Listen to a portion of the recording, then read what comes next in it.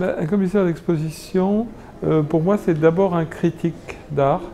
Je fais partie de l'association des critiques d'art depuis longtemps. Et donc, c'est quelqu'un qui a un travail de réflexion, d'écriture, de défense des artistes, qui écrit des préfaces de catalogues, qui voilà, soutient de cette manière théorique et par l'écriture, ça peut être par la parole aussi, lors de conférences des artistes. Et donc, en tant que critique, on est amené à présenter aussi le travail d'artistes qui nous intéressent en exposition. Voilà, donc c'est cette double casquette qui, d'ailleurs, l'association internationale des critiques d'art à laquelle j'appartiens, il y a quelques années, séparait les deux. En disant, ben non, on ne peut pas être, enfin voilà, si on est critique. Or, depuis les derniers bureaux de l'AICA, ont décidé de reconnaître que l'organisation d'une exposition était une forme de critique d'art en œuvre. Voilà. Moi, j'ai eu une formation universitaire autour de la littérature et du cinéma. Et donc j'ai créé des revues de littérature dans les années 80 qui ont ensuite amené et défendu des photographes. Et donc à l'époque, je voyais beaucoup de travaux qui m'intéressaient en photographie et qui n'étaient pas dans les principales revues, dans les principales galeries.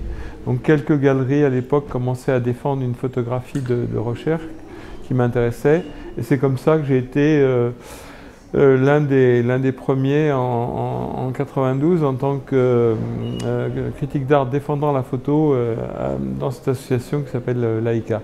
Et pour cette exposition Lac d'Algérie dans laquelle vous m'interviewez, j'ai travaillé donc avec un éditeur qui s'appelle Alain Villa. Et Alain Villa était un des premiers aussi à m'avoir fait confiance. Et ensemble, en 1981, on avait créé une grosse exposition à la Maison des Arts de Créteil qui s'appelait Une autre photographie. Donc on avait réuni des artistes. Lui travaillait beaucoup avec des peintres, mais à l'époque, et des graphistes aussi. Et il y avait des peintres et des graphistes qui utilisaient autrement la photo.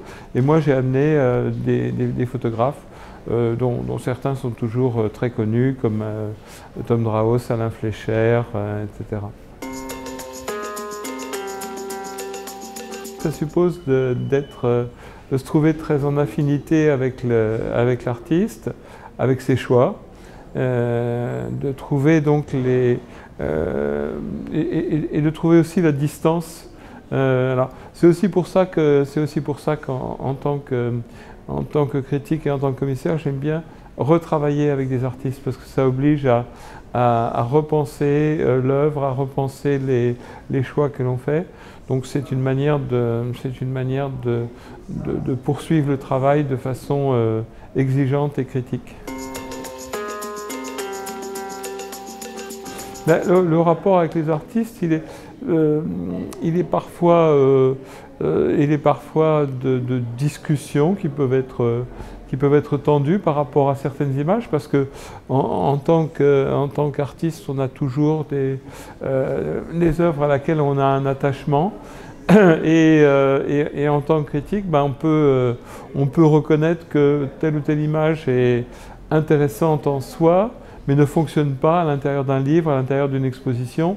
Et donc on peut conseiller à l'artiste de la retirer. Ce qui ne veut pas dire que c'est forcément une mauvaise image, mais c'est une image qui, dans un contexte donné, ne fonctionne pas. Ce festival, il s'inscrit dans la continuité du travail du GRAF, donc sur 33 ans de recherche autour de la photographie sociale. Et quand il y a 8 ans maintenant, puisque c'est notre 7e édition, Eric m'a invité à devenir le conseiller artistique du festival, puisque je suis avec lui le co-commissaire, hein, je ne suis pas tout seul, je suis le conseiller artistique. Donc j'ai proposé ce concept de fiction documentaire, c'est-à-dire qui concerne des gens qui viennent du reportage, des documentaristes purs, des gens qui viennent des arts plastiques et qui ont un travail personnel de réaction par rapport à un fait de société en général. Bon, là, on a effectivement un artiste qui travaille sur des gens qui ont eu une déformation du visage suite à un cancer et avec lesquels il fait un travail donc d'acceptation de leur identité, de leur portrait. Smith qui travaille pour la première fois avec ACT UP. Et il y aura le 1er décembre, lors de la campagne du sida, une revisite. Et puis demain soir, il est actuellement au Canada pour une exposition. Il n'est pas avec nous malheureusement, mais j'ai enregistré cette semaine un entretien avec lui. Et puis donc aussi, donc ça peut être les nouvelles technologies avec la métaphore du crâne qu'on verra aux archives, ou les rémanences et les conséquences toujours vivantes de la guerre d'Algérie aujourd'hui avec nos 3 amis artistes ici présents.